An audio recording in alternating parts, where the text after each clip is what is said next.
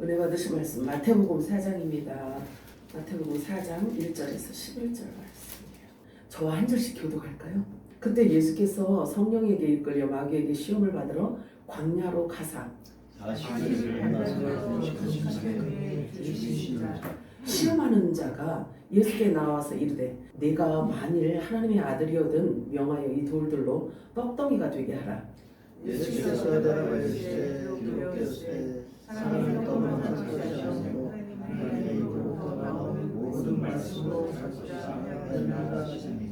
이에 마귀가 예수를 거룩한 성으로 데려다가 성전 꼭대기에 세우고 이르되 내가 만일 하나님의 아들이거든 뛰어내리라. 기록되었으되 그가 너를 위하여 그의 사자들을 명하시리니 그들이 손으로 끌어 발에 붙이지 않게 하리라.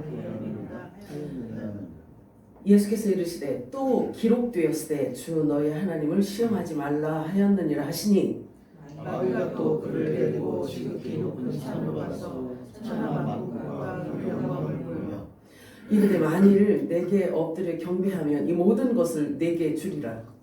이에 예수께서 말씀하시되 사탄아 물러가라. 기록되었으되 주 너희 하나님께 경배하고 다만 그를 섬기라 하였느니라. 다 같이요? 이에 마귀는 예수를 떠나고 천사들이 나와서 수종드니라. 아멘. 마라나타 세 번 할까요? 마라나타, 마라나타, 마라나타. 아멘. 오늘 우리가 읽은 본문 말씀 가지고 시험하는 자라는 제목으로 우리 함께 은혜를 나눠보도록 하겠습니다. 오늘도 성령의 음성 여러분들에게 들려주기를 축복해요. 지난 주일에 다음 주에 제가 말씀드릴게요 했던 약속이 있어요. 근데 그 약속이 뭐였냐면 여러분들은 기억할지 안 할지 모르겠지만 창세기에 성경 한 장을 딱 넘기면 뭐가 나오죠? 태초에 하나님이 천지를 창조하시나. 그래가지고 성경 66권 제일 뒤에 가서 마지막 장에 가니까 처음 하늘과 처음 땅이 없어졌더라 이렇게 말하고 있어요. 그런 성경 66권 안에 하나님이 계획하셨던 시작과 완성이 성경 안에 다 담겨져 있다라는 이야기예요. 그죠? 근데 그 안에 담겨져 있는 그 말씀 내용 중에 하나님은 영원전에 그러니까 창세전에 하나님이 계획하셨던 그 계획, 하나님의 나라, 하나님이 계획하셨던 그 모든 것들 그대로 되어진 상태를 하나님께서 계속 보고 계신다고 이렇게 말씀하셔요. 이사야서 66장 22절에 이렇게 말씀하고 있어요. 내가 지을 새 하늘과 새 땅이 내 앞에 항상 있는 것 같이 이렇게 말씀하셔요. 이사야가 하나님이 쓰신 거거든요. 예수님이 이사야라는 선지자를 연필로 쓰시고 그 생각 속에 계속 넣어주신 분이 예수 그리스도이시란 말이에요. 그래서 이사야도 사실은 예수님이 쓰신 복음서라고 보면 돼요. 근데 66장 22절에 그렇게 말씀하고 있어요.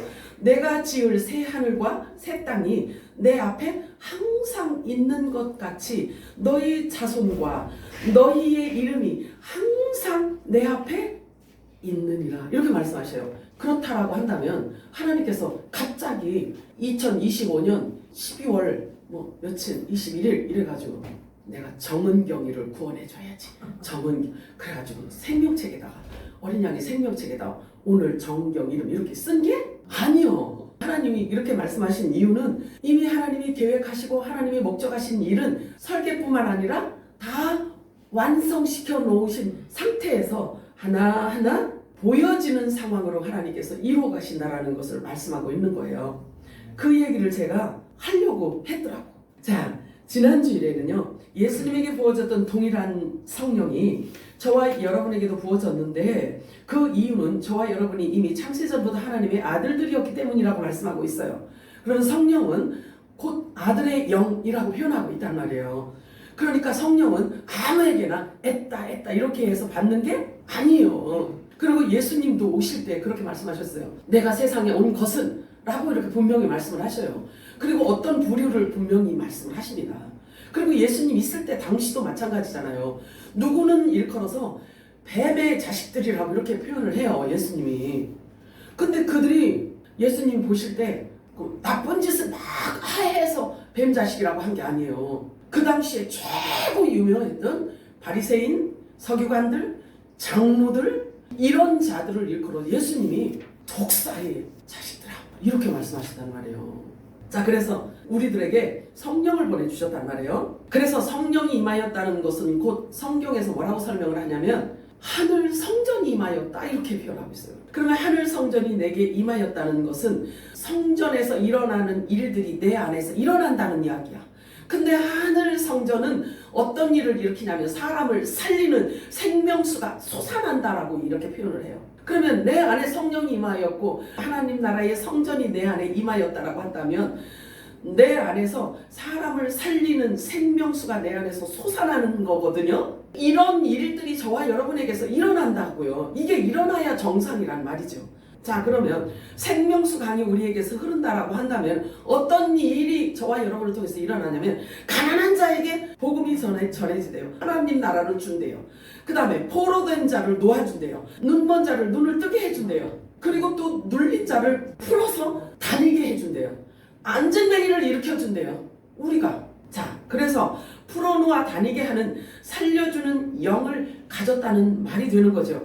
그리고 뿐만 아니라 허다한 죄를 사하는 능력이 우리들에게 주어졌다는 이야기예요. 죄와 사망의 법에 매여서 옴짝달싹 못하고 있는 자에게 새 생명을 준다는 거예요. 그래서 사랑의 계명을 그에게 전해줄 때 그가 어떤 나무인지에 대해서 반응을 하게 된다라고 이야기를 하는 겁니다. 그에게 진리로 전달이 되어진다면 이 말씀을 받고 분명히 자유를 얻게 되겠죠. 생명나무 열매라면. 그래서 생명나무 실과의 열매로 이제 나오게 되는 거죠. 그리고 선악을 알게 하는 나무라고 한다면 도리어 그렇게 말하는 자를 막 핥힌다고 해요. 자기하고 맞지를 않으니까 핥히고 때린다는 거죠. 그런 상황들이 벌어진다라고 성경은 말씀하고 있습니다. 그래서 여러분들이 복음을 전할 때 이 영원한 복음을 여러분들이 사람들에게 전할 때 그 상대가 일으키는 반응 갖고 놀라지 말라는 거예요. 성경은 그걸 얘기하고 있어요. 반드시 어떤 반응을 일으킨다라는 이야기죠. 그냥 일반 복음만 전해도 사람들은 반응을 일으키거든요. 너나 가, 너나 잘 믿고 너나 천국 가, 내 주먹을 믿어봐, 이렇게 어떤 반응들이 일어나잖아요. 근데 영원한 복음은 그 사람을 부활시키는 메시지이기 때문에 분명한 반응이 일어나는 거죠. 믿는 자에게서도 반응이 일어난다라고 성경은 말씀하고 있어요. 아무리 진리가 선포되어져도 모든 사람들이 다 똑같은 반응을 하지는 않는다는 거죠. 왜냐하면 그의 본질이 다 다르기 때문에 그렇다라고 성경은 먼저 우리들에게 가르쳐주고 있는 거예요. 고린도전서 1장 10절 합독합니다. 시작. 형제들아, 이제 내가 우리 주 예수 그리스도의 이름으로 너희에게 권하노니 너희 모두는 같은 것을 말하고 또 너희 가운데 분열이 없게 하여 같은 생각과 같은 의견으로 온전히 함께 연합하라. 연합은 본질을 이야기하고 있는 거예요. 뿌리를 이야기하고 있는 거예요. 네가 어느 나무에 붙어있는 가지냐, 요거 본질을 얘기하는 겁니다. 그런데 성경은 본질이 다 사람마다 다르다고 이렇게 표현을 하고 있습니다. 자, 성령을 마셨다는 말은 그 사람 안으로 들어갔다는 뜻이잖아요. 그러면 예수님은 처음부터 말씀하시기를 자신이 하늘에서 내려온 이유는 세상에 영생을 주기 위하며 생명을 주기 위함이라고 말씀하시면서 자신은 이 세상 사람들이 먹어야 할 양식이다라고 말씀하고 있어요. 양식은 사람이 살아가는 데 있어서 반드시 필요한 거잖아요. 안 먹으면 죽어요. 몰라서 못 먹어도 결과는 똑같아요. 죽어요. 자, 요한복음 6장 53절에서 56절 합독합니다. 시작. 내가 진실로 진실로 너희에게 이르노니 인자의 살을 먹지 아니하고 인자의 피를 마시지 아니하면 너희 속에 생명이 없느니라. 내 살을 먹고 내 피를 마시는 자는 영생을 가지고 마지막 날에 내가 그를 다시 살리리니 내 살은 참된 양식이요 내 피는 참된 음료로다. 내 살을 먹고 내 피를 마시는 자는 내 안에 거하고 나도 그의 안에 거하나니. 근데 이 말씀이 여러분 육신이 되어져야 되기 때문에 자꾸 말씀을 드리는 거예요. 예수님을 먹어야만 그 안에 생명이 있고 영생이 있으며 부활할 수 있고 구원에 이를 수가 있기 때문에 그렇습니다. 자, 그런데 사람이 예수님의 살을 먹고 피를 마시면 뒤로 나갈 찌꺼기가 없다는 거죠. 예수님은 예수님의 피를 먹고 예수님의 살을 먹는 데도 있잖아요. 뒤로 내보내는 게 없어. 들어가서 다 피가 되고 이미 그 사람 자체가 된다는 거죠. 오직 영생만 있게 되는 것입니다. 우리가 물질 세계에서 말하는 먹는 모든 음식은 누구나 다 마찬가지로 먹으면 어디로 나와요? 뒤로 나와요. 뒤로 나와요. 자, 마가복음 7장 18절에서 20절 합동합니다. 시작. 예수께서 이르시되 너희도 이렇게 깨달음이 없느냐? 무엇이든지 밖에서 들어가는 것이 능히 사람을 더럽게 하지 못함을 알지 못하느냐? 이는 마음으로 들어가지 아니하고 배로 들어가 뒤로 나감이라. 이러므로 모든 음식물을 깨끗하다 하시니라. 또 이르시되 사람에게서 나오는 그것이 사람을 더럽게 하느냐? 음식물은 먹어서 뒤로 나간다는 거죠. 그래서 모든 음식물은 창조된 피조잖아요. 하나님이 만드신 거기 때문에 감사함으로 받으면 버릴 것이 없다라고 이렇게 말씀하고 있어요. 그래서 그 물질 세계에 있는 것들은 먹으면 반드시 뒤로 나와요. 그런데 사람에게서 나오는 것 중에 주인을 더럽히고 사람을 더럽히는 것이 있다고 해요. 어디서 나오는 거냐면 마음을 통해서 입으로 나오는 것이 사람을 더럽히고 환경을 더럽힌대요. 성경도 그렇게 말씀하고 있어요. 자, 그러나 나는 하늘에서 내려온 살아있는 떡이니 사람이 이 떡을 먹으면 영생하리라. 내가 줄 떡은 곧 세상의 생명을 위한 내 살이니라. 나를 믿는 자는 영생을 가져나니 내가 곧 생명의 떡이니라. 이렇게 말하고 있습니다. 자, 살리는 것은 영이니 육은 무익하니라. 우리 예수님 말씀하셔요. 내가 너희에게 이른 말이 영이요 생명이니라. 아, 그러면 하늘로부터 온 영은 예수님 입에서 나온 모든 말을 일컬어서 영이라고 하는구나. 아, 영이 뭐요? 영이 뭐요? 이렇게 궁금해하시지 말고 내가 너희들에게 이른 말이 영이요? 생명이라는 거죠. 예수님 입에서 나온 그 말 자체가 사람을 살리는 영이라는 거죠. 자, 예수님 입에서 나온 모든 말이 결국 하늘로부터 온 영이로구나. 여러분들이 아시기 바래요. 하지만 우리가 주의해야 할 것이 있어요. 세상으로부터 온 영도 있기 때문에 그래요. 자, 성령께서 지금 저와 여러분을 모든 진리 가운데 지금 이끌고 계십니다. 그러니까 여러분들이 잘 따라오시기 바래요. 하늘로부터 오는 영이 있고 세상으로부터 오는 영이 있는데 세상으로부터 온 영은 다 사람의 가르침이라고 말하고 있어요. 다 사람의 지식이라고 말씀하고 있어요. 뿐만 아니라 귀신의 가르침이라고 표현하고 있어요. 그러면 하늘의 영을 전달되는 곳이 있는가 하면 귀신의 영을 전달하는 곳이 있다 없다? 성경은 그걸 말씀하고 있는 거예요. 그러니 잘 골라서 들어야 되겠지, 그치? 하늘의 영을 받으면 영생을 얻고 부활을 얻고 천국 가는 길을 소유할 수 있는데 세상으로부터 온 영은 귀신의 가르침이기 때문에 영적으로 아무런 도움이 되지 않는다는 거예요. 전혀 무익하다라고 성경을 말씀하고 있어요. 그러니 잘 들어야 되지 않을까요? 근데 이게 사람이 어떻게 분별할 수 있을까예요. 그걸 사람이 어떻게 분별할 수 있을까? 근데 성령이 임하면 분별할 수 있다라고 얘기해요. 그런 하나님의 선물인 성령 받으신 여러분을 진심으로 축복하고 축하합니다. 성령이 임한 자들만 알 수 있다는 거예요. 하나님의 관점을 가졌기 때문에 하나님께서 성경에 기록한 대로 무엇을 선이라고 하고 무엇을 악이라고 하는지에 대한 그 영이 주어졌기 때문에 선과 악을 구분할 수 있는 영이 임했다는 거예요. 세상으로부터 온 영은 사람에 의해서, 사람의 지식에 의해서, 사람의 교훈에 의해서, 사람의 계명으로 가르친대요. 근데 이거는 귀신의 가르침이어서 영적으로는 아무런 소용이 없다라고 말하고 있어요. 요한일서 4장 1절 합독합니다. 시작. 사랑하는 자들아 영을 가지지 말고 오직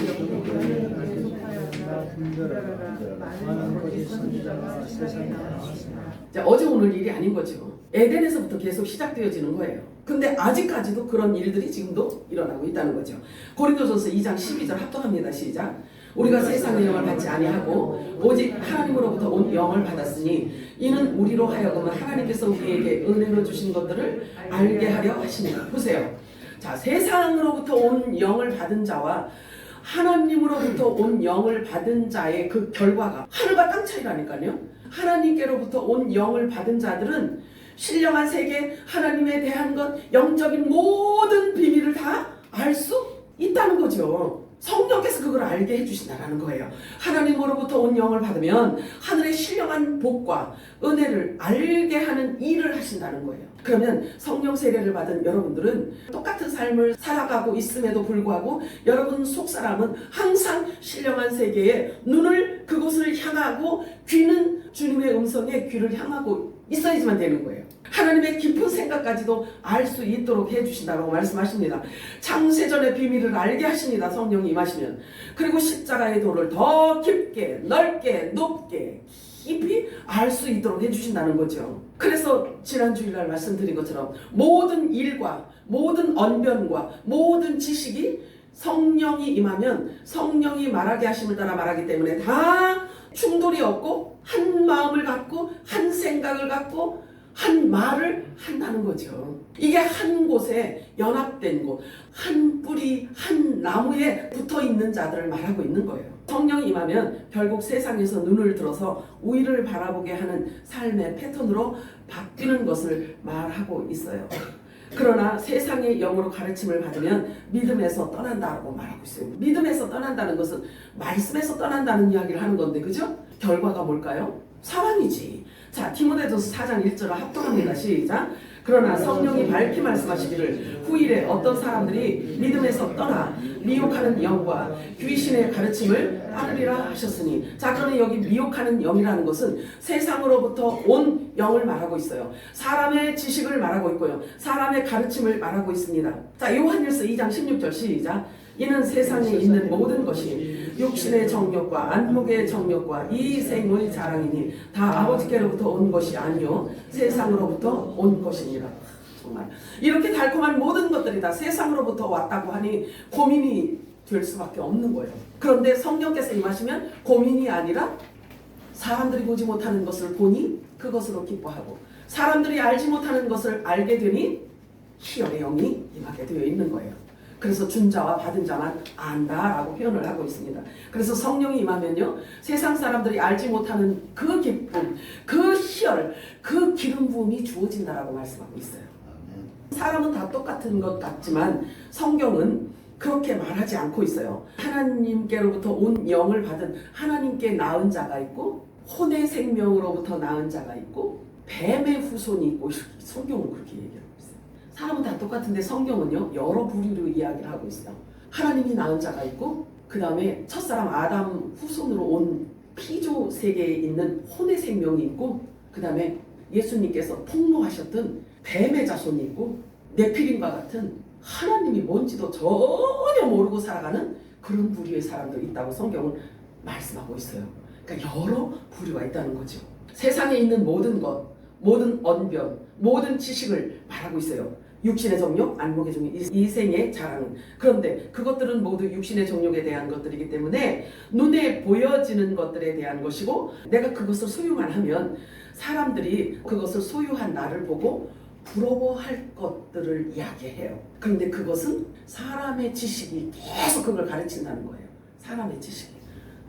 그렇게 여러분들 눈에 이게 보여지기를 축복해요. 아, 그럼 어떻게 살으라고 궁금해요? 그 답은 성령께서 여러분들 안에서 계속 말씀하고 있는데 여러분들이 성령의 음성 듣기 싫은 거예요. 성령의 음성은 듣기 싫고 사람의 가르침이 너무 좋은 거예요. 사람의 가르침은 눈에 보여지는 화려하고 영화로운 거거든요. 육신의 정욕, 안목의 정욕, 이생의 자랑을 꽉 채울 수 있는 거기 때문에 사람의 가르침이 너무 좋은 거야. 광명한 천사같이 보이는 거예요. 그렇게 가르치는 사람을 보면 여러분들이 뭘 선택할 거예요? 선택은 여러분들이 하셔야 되는 거예요. 자, 창세기 3장 2절에서 6절 우리 합독합니다. 시작. 여자가 뱀에게 말하되 동산 나무의 열매를 우리가 먹을 수 있으나 동산 중앙에 있는 나무의 열매는 하나님의 말씀에 너희는 먹지도 말고 만지지도 말라 너희가 죽을까 하노라 하셨느니라. 뱀이 여자에게 이르되 너희가 결코 죽지 아니하리라. 너희가 그것을 먹는 날에는 너희 눈이 밝아져 하나님과 같이 되어 선악을 알 줄 하나님이 아심이라. 여자가 그 나무를 본즉 먹음직도 하고 보암직도 하고 지혜롭게 할 만큼 탐스럽기도 한 나무인지라. 여자가 그 열매를 따먹고 자기와 함께 있는 남편에게도 주매 그도 먹은지라. 난리가 났네. 먹지 말라고 했는데 먹었어요. 자, 그러면 여기 여러분들이 이 뱀이 혀낼름거리는 그 뱀? 아니지. 절대 아니요. 어떤 설명도 절대 이거는 그 뱀이 아닙니다. 그런데 이 뱀이 꼬드기잖아요. 그 선악과 나무의 열매를 네가 따먹으면 하나님처럼 될 것을 하나님이 알기 때문에 못 먹게 한 거야. 이렇게 이야기를 한 거예요. 그러니까 이 하와가 어떻게 얘기 들어보니까 그런 것 같아. 그럴듯해. 하와가 그러면 저거 먹으면 나도 하나님이 될 수 있나? 그 생각을 하고 이렇게 쳐다보니까 어땠어요? 보암직하죠. 먹음직하죠. 사람들이 나를 보면 정말 탐스럽고 지혜롭게 할 만큼 그런 거란 말이에요. 그러니까 나 모르겠다 먹어버린 거예요.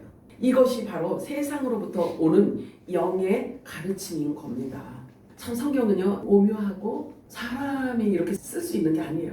그래서 성경은 모두 다 짝이 있어. 짝이 있어서 이 말씀을 갖고 이 복음서에서 확증시켜주고 이 복음서 말씀이 완성되어진 것을 갖고 계시록에 가서 또 확증시켜주고 이러는 거예요. 그래서 지금 우리는 너무나 좋은 시대에 살고 있습니다.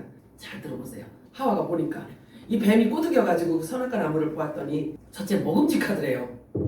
이 먹음직하다는 것은 육신의 정욕을 얘기하는 거예요. 그리고 오늘 우리가 읽은 본문 말씀을 거기에 대비를 하면요. 돌들이 떡덩이가 되게 만들라라고 예수님한테 미혹을 하는 거예요. 사실 예수님은 돌들이 떡덩이가 되게 하실 수 있는 능력이 있을까요? 없을까요? 있죠. 자, 근데 또 보암직하더라는 거예요. 그런데 보암직하다라는 것은 야고보서에 있는 말씀과 같이 안목의 정욕을 얘기하고 있는 거예요.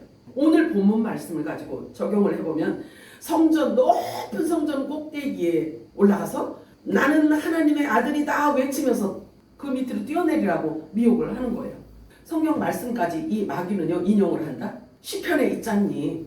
네가 그 높은 곳에서 떨어지면 천사들이 와서 네 발을 땅에 닿지 않게 사뿐히 너를 받아준다고 시편에 기록되어져 있지 않느냐? 그러면 네가 이 높은 곳에서 뛰어내릴 때 나는 하나님의 아들이다 외치면서 한번 뛰어내려봐. 이렇게 미혹을 하는 겁니다. 또 지혜롭게 할 만큼 탐스럽다는 뜻이 있잖아요. 그러면 모든 사람들이 부러워할 물질과 지위, 권세, 명예와 영광 그리고 자신을 과시할 수 있는 인간의 성공을 말하고 있는 거예요. 즉 일생의 자랑거리를 말하고 있는 것입니다. 사업 성공, 자녀 성공, 인맥 성공, 자신을 과시할 수 있는 자랑할 수 있는 것들을 끊임없이 갖고 이렇게 미혹하고 유혹하는 것을 말하고 있어요. 근데 이게 창세기 에덴 동산에서 마치는 게 아니라 그게 계속 발전해 나와서 지금까지 존재하고 있는 거예요. 뱀의 후손들이 지금까지 존재하고 있는 것입니다. 자, 그러면 세상으로부터 온 영은 사람의 지식으로 가르치는데요. 반드시 이 세 가지를 갖고 기복신앙을 살아가도록 가르치고 있다는 거예요. 이 시험은 너무나 강력하기 때문에 어지간해서는 벗어나기가 힘들어요. 중독성이 강하기 때문에 그래요. 고린도후서 11장 14절 우리 합독합니다. 시작. 이것은 이상한 일이 아니니라 사탄도 자기를 광명의 천사로 가장하는다. 이상한 일이 아니라는 거죠. 광명한 천사로 가장해서 육신의 정욕과 안목의 정욕과 이생의 자랑으로 계속 가르치는 이것, 기복신앙을 할 수 있도록 가르치는 이것은 이상한 일이 아니라는 거예요. 아주 자연스럽다는 거죠. 그래서 시험하는 자를 통해서 주어진 이 세 부류의 이 시험을 예수님께서는 모두 성경에 기록된 말씀으로 이기셨어요. 우리가 확인했잖아요. 이기셨어요. 내가 하나님의 아들이냐? 돌들을 떡덩이로 만들어봐라. 그랬더니 예수님께서 뭐라고 그러셔요? 기록되었을 때 사람이 떡으로만 살 것이 아니요 하나님의 입으로 나오는 모든 말씀으로 살 것이니라. 신명기 8장 3절 말씀 가지고 대적을 했어요. 이기셨어요. 그뿐만이 아니라 우리가 육체를 입고 살아가는 동안에 이러한 유혹들이 반드시 있다는 거죠. 그래서 대처하는 방법도 가르쳐 주신 거예요. 오늘 본문 말씀 자체를 가지고 저와 여러분이 어떻게 대처해야 되는지 그 방법을 가르치신 것입니다. 마태복음 4장 10절 11절을 우리 합독합니다. 시작. 이에 예수께서 말씀하시되 사탄아 물러가라. 기록되었으되 주 너희 하나님께 경배하고 다만 그를 섬기라 하였느니라. 이에 마귀는 예수를 떠나고 천사들이 나와서 수종되니라. 천하만국 모든 영광을 다 보여주면서 나한테 고개만 숙여봐. 고개 한 번만 숙이면 내가 이 영화로움을 내가 너에게 다 줄게. 왜냐하면 하나님이 이것을 임의로 나한테 준 거거든. 합법적이거든. 네가 나한테 절만해. 절만하면 내가 줄게. 이렇게 이야기하는데 예수님께서 뭐라 그래요? 사탄아 물러가라. 이렇게 예수님께서 말씀하시잖아요. 그런데 사탄인지 광명한 천사를 가장한 천사인지 아니면 사람인지 아니면 하늘로부터 온 영인지 예수 그리스도의 사도인지 그걸 어떻게 아냐고. 그거 갖고 이제 여러분들은 기도를 해야 돼. 자, 에덴 동산에서 첫사람 아담이 실패한 것에 대한 회복의 메시지인 거예요. 자, 믿는 사람들을 미혹하고 유혹하고 시험하는 방법이 생각보다는 너무 교활하단 말이죠. 너무 교활하고 굉장히 예민한 부분이란 말이에요. 그래서 심각한 거지. 그래서 넘어갈 수밖에 없다는 것. 그것이 정말 우리를 슬프게 하는 일이죠. 광명한 천사와 같다고 성경은 표현하고 있단 말이에요. 그러니 진리의 빛이 아니면 어떻게 그것을 분별할 수 있고 어떻게 그것을 사탄아 물러가라. 아니 이런 얘기하고 똑같거든요. 제가 여기서 설교를 열심히 하고 있어요. 여러분들이 지금 비유를 들어서 얘기하는 거예요. 설교를 열심히 이렇게 하고 있어요. 그런데 여러분들 속사람이 성령 세례를 받아서 빛이 임한 자들. 근데 그 빛에 의해서 설교를 가만히 들어보니까 저거는 사탄이 하는 말이란 말이야. 그래서 여러분 속으로 생각해. 사탄아 물러가라. 이렇게 해야 된다는 거예요. 이렇게. 도대체 어떻게 설교를 분별할 수 있느냐 이거예요. 어떻게. 자, 그런데 시험하는 자가 저기 어디 강원도 홍천에 있어? 시험하는 자는 교회 안에 말씀을 사용하고 있단 말이에요. 말씀을 사용하고 있어요. 여러분들이 예배하러 교회에 왔는데 사람의 교훈을 들으러 오셨어요? 사람의 계명을 들으러 오셨어요? 사람의 지식을 들으러 오셨어요? 사람의 강연을 들으러 오셨어요? 아니면 하나님의 음성을 들으러 오셨어요? 근데 하나님의 음성인지 성령이 교회들에게 하시는 음성인지 사람의 소리인지 무엇으로 어떻게 알아낼 수가 있냐 이거지. 이게 고민인 거죠. 그래서 기도하는 거예요. 말씀과 기도 외에는 거룩함이 없다고 했거든요. 그러면 여러분들이 말씀을 분별하는 방법도 여러분들이 기도하셔야 여러분 안에 임하신 성령이 그걸 깨닫게 하신다는 이야기예요. 제가 그런 이야기를 한 번 한 적이 있어요.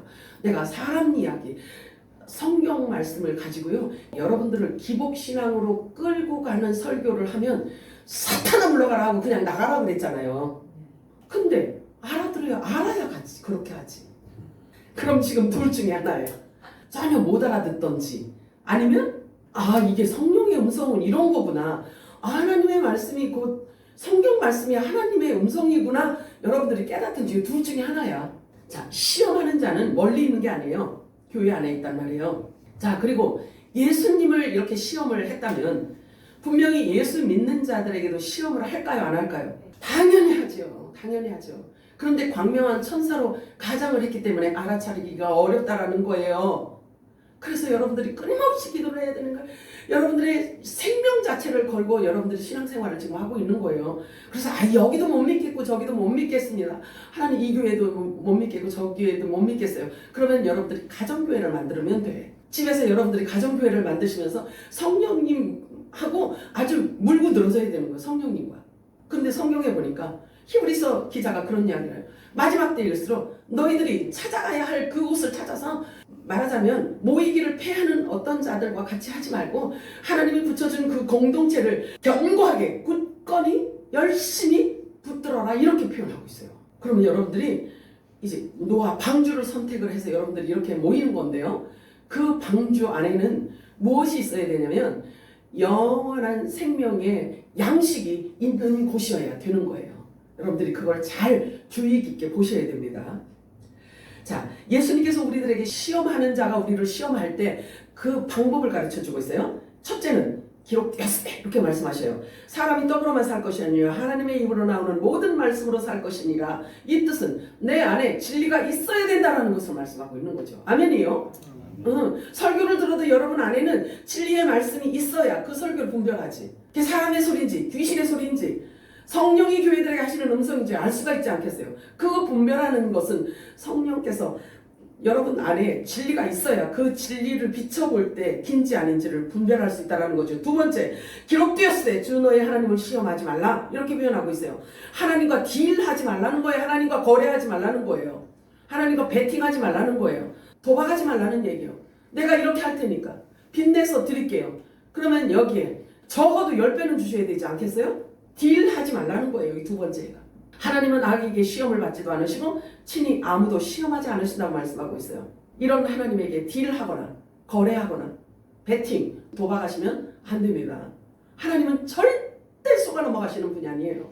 자, 그리고 세 번째, 주 하나님께만 경배하라. 오직 그분만 섬겨라. 이렇게 표현하고 있어요. 그러면 세상 임금을 사랑하지 말라는 뜻이에요. 세상 임금을 사랑하지 말라. 그러나 열심히 신앙생활을 하면서도 예수가 왕 되는 것을 싫어하는 사람들이 있어요. 신앙생활을 열심히 해요. 그런데 나는 가이사가 왕이요. 이렇게 말하는 사람들이 있다는 거예요.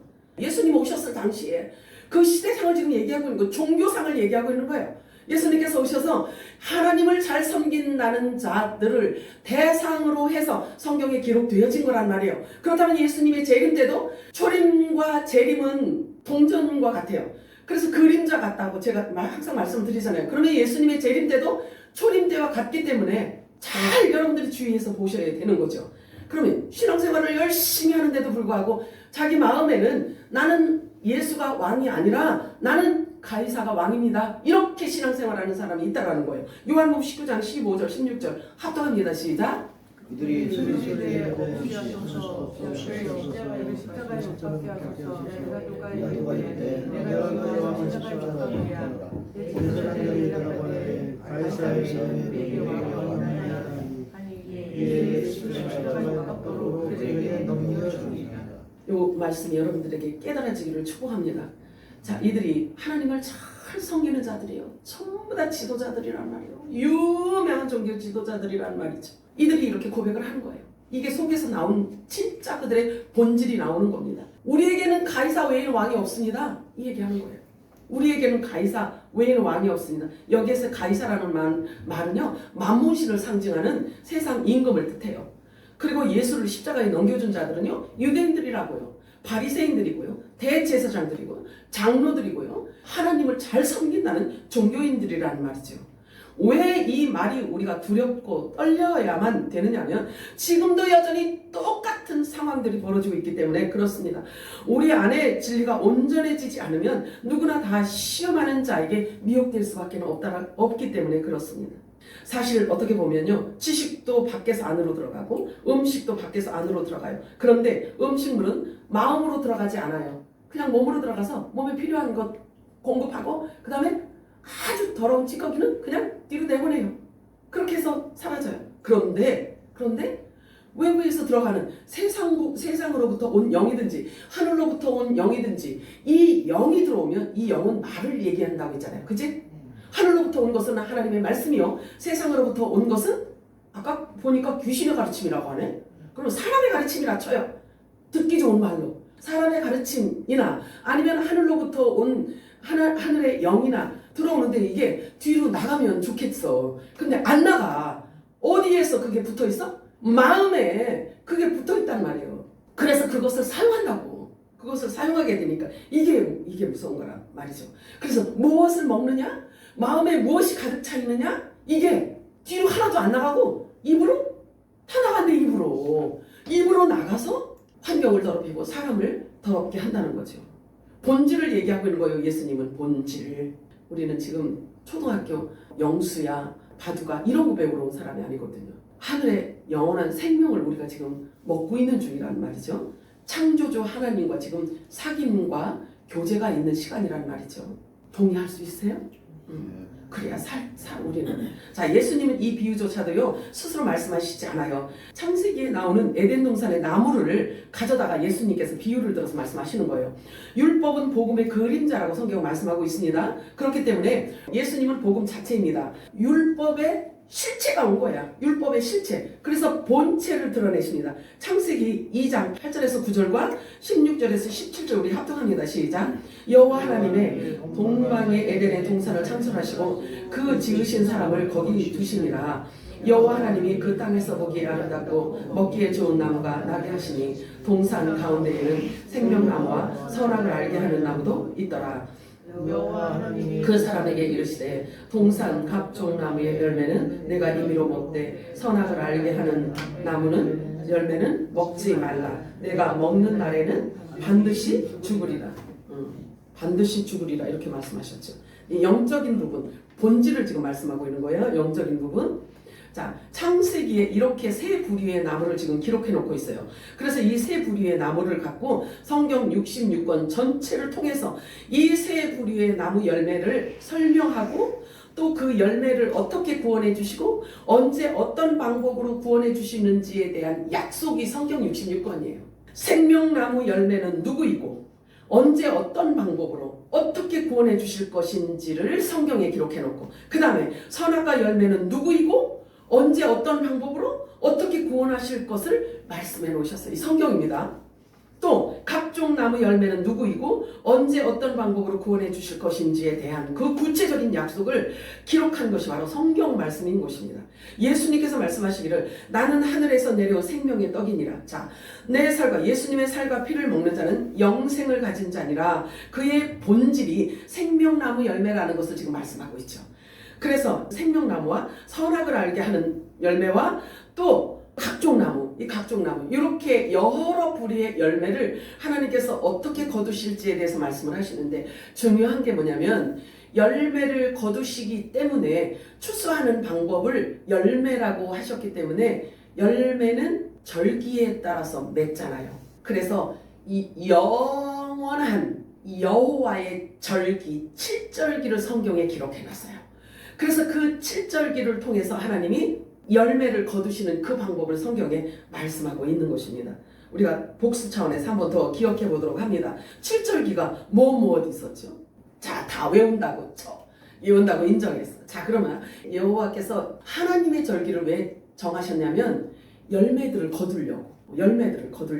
그래서 이 7절기 중에 봄절기는 6월절, 무교절, 초실절이죠. 여름절기는 오순절이죠. 가을절기는 나팔절, 속죄절, 초막절이죠. 그 다음에 겨울절기는 백보자 심판이라고 했죠. 자, 그래서 요 범절기인 6월절, 무교절, 초실절은요 예수님 혼자서 다 이루었어요. 그리고 여름절기는요, 여름절기는 오순절이라고 했잖아요. 그러면 이 여름절기는 교회 시대를 얘기하고 있어요. 성령의 절기를 오순절이라고 합니다. 그러면 성령께서 오셔서 이렇게 이루어 놓으신 업적은 뭐냐면 교회예요. 교회. 하늘에 속한 교회. 그래서 이 성령 시대가 이제 문을 닫을 때가 된 거예요. 그래서 성령 시대가 끝나고 성령이 세워놓은 이 교회가 떠나고 나면 이 땅에 남아있는 교회는요 귀신의 처소, 각종 더럽고 가증한 새들이 모이는 곳이 된다고 성경은 분명하게 말씀하고 있단 말이에요. 그래서 가장 먼저 추수되는 나팔절 성물들이 사라지게 될 것인데요, 이것을 휴거라고 해요. 나팔절 성물이 갑자기 사라져요. 요게 하나님이 거두시겠다라는 창세기부터 약속된 것을 그 이벤트를 하나님께서 행하시는 거예요. 하시는 거란 말이에요. 그런데 사람들이 아무리 비웃고 조롱을 해도요, 이 휴거는요 하나님이 이미 정해놓으셨어요. 그래서 아버지는 그 날을 아셔요. 그 성경에 기록해 놓으셨기 때문에 반드시 성취가 되는 것입니다. 첫 휴거는요 2000년 전에 이미 예수님이 부활의 첫 열매로 올라가신 것을 우리가 볼 수가 있어요. 성경을 말씀을 통해서 우리가 알 수가 있어요. 그 다음에는 그의 몸에 붙어있는 지체들을 주님께서 끌어올린다고 말씀하고 있어요. 그들을 일컬어서 성경은 나팔절 성물이라고 해요. 근데 그 이름이 굉장히 많아요. 제자들, 사도들, 또 그 다음에 지체, 예수님의 신부, 천국 백성, 뭐 아들들, 뭐 이런 여러 이름들이 붙어 있어요. 자, 마태복음 7장 15절에서 20절 우리 합동합니다. 시작. 거짓 선지자들을 삼가라. 양의 옷을 입고 너희에게 나오나니 일이라. 그들의 열매로 그들을 알지니 가시나무에서 포도를 또는 엉겅퀴에서 무화과를 따겠느냐. 이와 같이 좋은 나무마다 아름다운 열매를 맺고 못된 나무가 나쁜 열매를 맺느니 좋은 나무가 나쁜 열매를 맺을 수 없고 못된 나무가 아름다운 열매를 맺을 수 없느니라.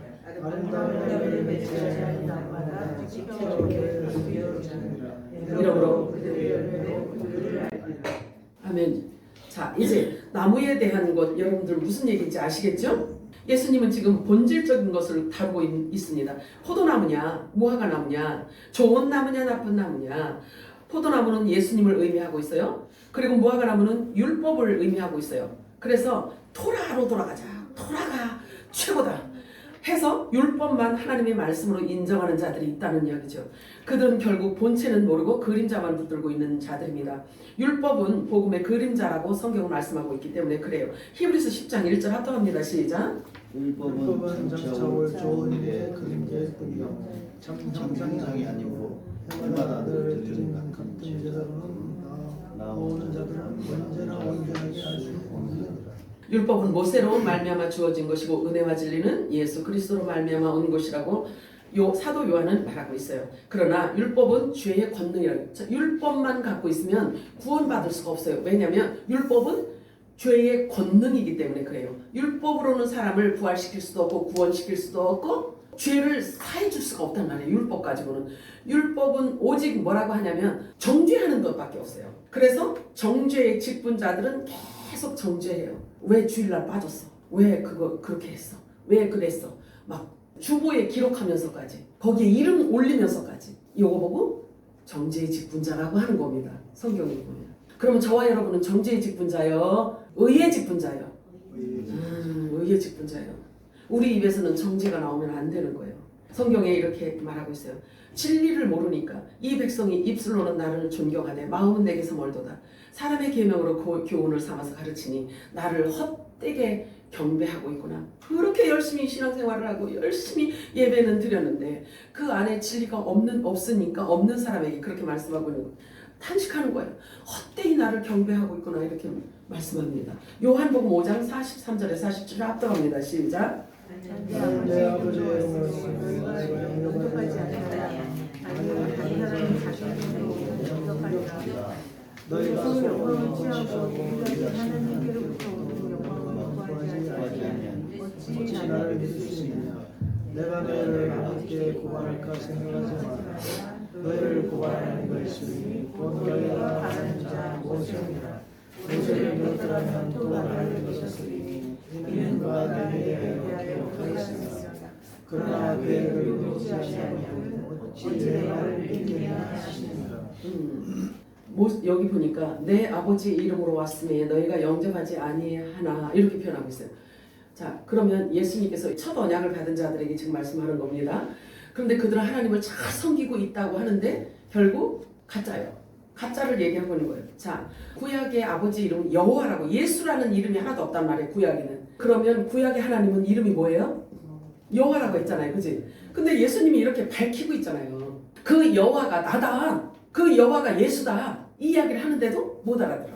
직접 얘기하는데도 못 알아듣습니다. 그러면 아버지의 이름도 예수요? 예수도 예수요? 성령도? 내 이름으로 보혜사 성령 이렇게 말씀하셔요. 그러면 교회가 세워진 이것 자체도 사실은 예수 이름으로 세워졌다라는 거죠. 본래 교회의 주인은 예수님이시잖아요. 구약의 하나님 여호와가 곧 예수임을 드러내고 계십니다. 모세를 통해서 주어진 율법도 또한 하나님의 말씀이기 때문에 예수 그리스도를 말씀하고 있는데 이스라엘 백성들은 아무도 그를 알아보지 못했지요. 무서운 말씀이 아닐 수가 없어요. 그렇다면 지금은 어떨까요?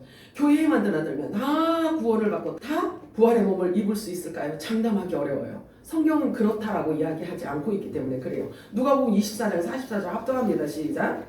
또 이르시되 내가 너희와 함께 있을 때에 너희에게 말한 바 곧 모세의 율법과 선지자의 글과 시편의 나를 가리켜 기록된 모든 것이 이루어져야 하리라 한 말이 이것이니라 하시고 아멘. 요한복음 7장 19절 시작. 모세가 너희에게 율법을 주지 아니하였느냐. 너희 중에 율법을 지키는 자가 없도다. 너희가 어찌하여 나를 죽이려 하느냐. 율법을 받은 자들이 예수를 죽였습니다. 왜? 자기들하고 같은 말을 안 하니까. 자기 아버지가 하나님이라고 하니까.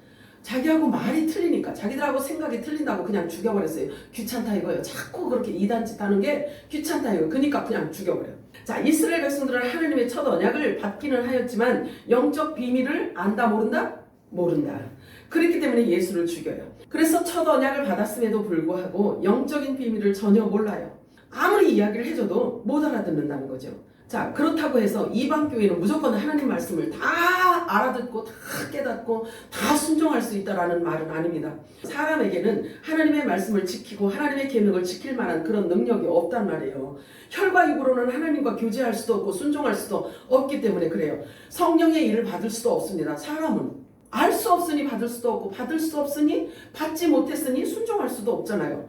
그 불순종의 죄를 짓게 되는 거잖아요. 결국 진리가 없는 자들은 성경에 분명히 말씀하고 있잖아요. 진리의 성령을 받지 못하여 구원받지 못하였다 이렇게 이야기하고 있잖아요. 진리의 말씀을 받지 못하면 구원받지 못한다고 성경은 말씀하고 있어요. 예수님의 사랑을 가장 많이 받은 제자 중에 사도 요한이 이런 이야기를 해요. 하나님은 본래 눈에 보여요? 안 보여요? 안 보였지? 그런데 말씀으로 계셨다고 하잖아요. 말씀으로 계셨던 분, 영으로 계셨던 분, 창조주 하나님이 그 말씀이 육신이 되어 사람으로 오신 예수를 내가 그분과 계속 교제하면서 지냈어. 이 사도 요한이 그런 이야기를 합니다.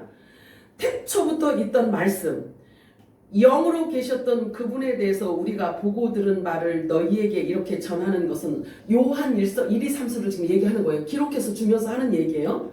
내가 너희들에게 이렇게 기록해서 주는 이유는 내가 예수님과 사귀었고 예수님이 말씀하시는 하나님 아버지와 사귀었는데 그 사귀면서 우리들에게 하신 그 모든 말씀과 그 기쁨을 너희들에게도 동일하게 주기 위해서 내가 너희들에게 이런 걸 기록해서 준다.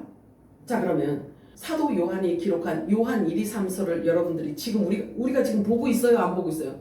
자, 보고 있다라고 한다면 사도 요한이 지금 우리들에게도 지금 이렇게 이야기를 하고 있는 거예요. 내가 이것을 써서 너희들에게 주는 이유는 내가 예수로 인하여서 누리고 사귀고 교제했던 그 모든 것들을 다 그대로 너에게 주고 싶어서 내가 교회들에게 이렇게 주는 거야. 그렇다라고 한다면요. 여러분들이 요한 1, 2, 3서를 보면서 사도 요한이 예수님과 누렸던 그 기쁨이 없으면 안 되는 것을 얘기하고 있는 거예요. 그 기쁨을 내가 너희들에게 주기 위함이야. 또 예수님이 나하고 약속한 그 약속을 너희들에게도 분명히 했거든. 그렇기 때문에 내가 너희들에게 이 약속을 주는 거야. 그러니까 이 내용을 너희들이 읽어보고 내가 예수님하고 교제하면서 기뻐 누렸던 그 기쁨을 너희들도 당연히 누려야 되는 거야. 이 얘기요. 자, 그러면 우리가 하나님의 말씀을 보고 이렇게 듣고 확인을 했어. 근데 그 기쁨을 못 누려. 그럼 누구 책임이야? 내 책임이지. 그 말씀이 안 믿어져. 도대체 안 믿어져. 아이고, 사도 요한은 어떻게 그런 말을 그렇게 한대. 지는 예수님하고 같이 있었으니까 그 기쁨을 실제로 누렸지. 그런데 우리에게도 예수의 영, 성령을 우리들에게 부어주시. 예수 생명이 우리 안에 들어왔단 말이죠. 그러면 예수에 의해서 기록된 하나님의 말씀이 예수님의 음성으로 들려야 돼? 아니면 저기 사람 소리로 들려야 돼? 예수의 음성으로 들려야 되는 거예요. 그러니까 동일한 기쁨이 임해야 되고 동일한 약속을 받은 그 약속을 나도 갖고 있어야 된다라는 거죠. 여러분들이 말씀을 꼭 이렇게 붙드셔야지만 됩니다. 그 말씀이 여러분들을 책임지고 있기 때문에 그런 거예요. 감정이 아니고 느낌이 아니라. 고린도전서 1장 5절에서 9절 합독합니다. 시작. 이는 너희가 그 안에서 모든 일, 곧 모든 언변과 모든 지식의 풍족함으로 증거가 너희 중에 견고하게 되어. 아멘. 예수 그리스도의 나타나심을 기다립니다. 주께서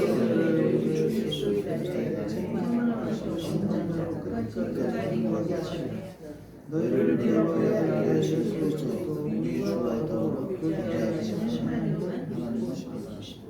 저와 여러분을 불러서 이렇게 하나님의 생각과 그리스도 예수와 함께 교제와 나눔을 허락하시는 이 모든 이유와 목적을 여러분들이 풍성히 아셔야 됩니다. 지식으로 아셔야 되는 거예요, 이제.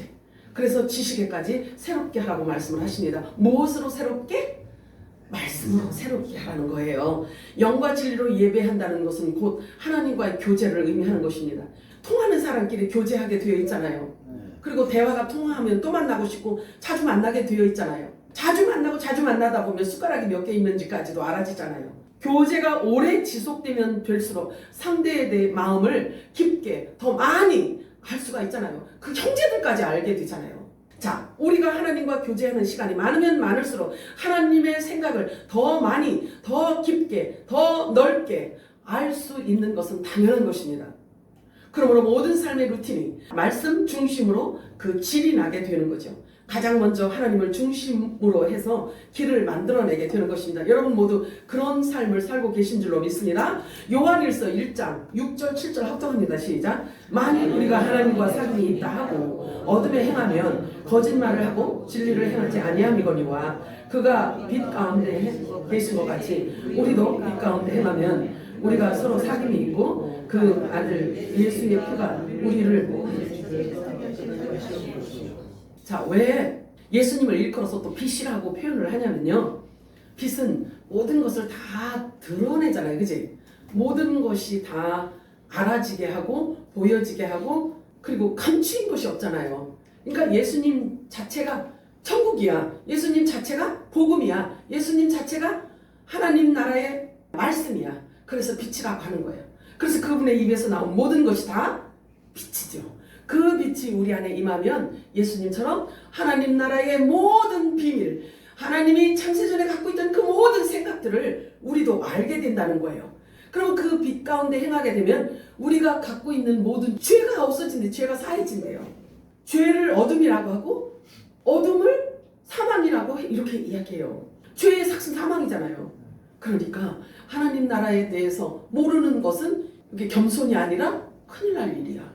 성경에 마지막 때 다시 예언을 해야 하느니라 이렇게 명령이 있단 말이에요. 계시록에 보면은 계시록은 언제 이루어지는 메시지로 알고 계세요? 정말 일어날 일들이잖아요. 그래서 그곳에 말씀이 있는데 너희가 예언을 다시 해야 되고 근데 그 다시 예언을 해야 되는 그게 딴 게 아니라 설교를 너네들이 바꿔라 이 얘기예요. 너희들이 설교를 바꿔야 할 때가 온다. 근데 그 설교를 무엇으로 바꾸냐? 영원한 복음으로 바꾸래요. 영원한 복음. 영원하고 연결되어지는 바로 그 직전에 너희들이 바꿔야 되는 설교가 뭐냐면 영원한 복음으로 바꿔라. 그렇게 말씀하셔요. 그러면 그 영원한 복음의 내용이 뭘까? 이 땅에서 5만 평 땅 달라고 기도하는 거? 그럴까? 영원 세계하고 바로 연결되어지는 메시지를 전하라는 이야기입니다. 그럼 주님 오실 길을 예비하라는 이야기인데, 그죠? 이 영원한 복음 주님 오실 길을 예비하라는 거예요. 성경이 기록하기를 예수님 오시기 직전에 어떤 시대인지 어떤 상황이 벌어질 건지 기독교계가 어떻게 돌아갈 건지 이것을 성경에서 찾아서 설교하라는 거예요. 이게 다시 예언하라는 거죠. 그리고 그 내용은 영원한 복음을 하라는 이야기예요. 그러니 여러분들이 그냥 기본적으로 가장 기초적인 것을 하나 가르쳐 드릴게요. 주님 오실 때가 가까웠습니다라고 모든 설교마다 그 설교하는 사람은 여러분들 믿어도 돼. 그 말을 하려면 설교 내용 자체가 처음과 끝까지 전부 다 같아야 되잖아. 그치? 교환이요? 그렇지. 자, 베드로전서 4장 8절 읽겠습니다. 시작. 무엇보다도 뜨겁게 서로 사랑할지니 사랑은 허다한 죄를 덮느니라. 자, 이 사랑은 사람의 죄를 사하는 죄를 사랑을 말하고 있어요. 하나님은 그 사랑을 십자가에서 확증하셨다고 말씀하시네요. 로마서 5장 8절 시작. 우리가 아직 죄인들이었을 때에 그리스도께서 우리를 위하여 죽으심으로 하나님께서 우리에 대한 자기의 사랑을 확증하셨느니라. 아멘. 확증하고 계시죠. 즉 다시 말해서 허다한 죄를 덮는 사랑은 십자가 사랑을 의미하는 것입니다. 예수님이 십자가에서 돌아가시는 것이 하나님 사랑을 나타내는 것이라면 세상 사람들이 말하는 사랑과는 틀린 걸 얘기하고 있는 거죠. 뿐만 아니라 죄도 마찬가지예요. 사람들이 말하고 있는 죄와 성경이 말하고 있는 이 죄는 당연히 큰 차이가 있다는 말로도 성립이 되는 것입니다. 예수의 피가 우리를 모든 죄에서 깨끗하게 하신다고 성경은 말씀하고 있어요. 그 피가 뭐예요? 영원한 복음이야. 말씀이에요. 천국 복음을 얘기하는 거예요.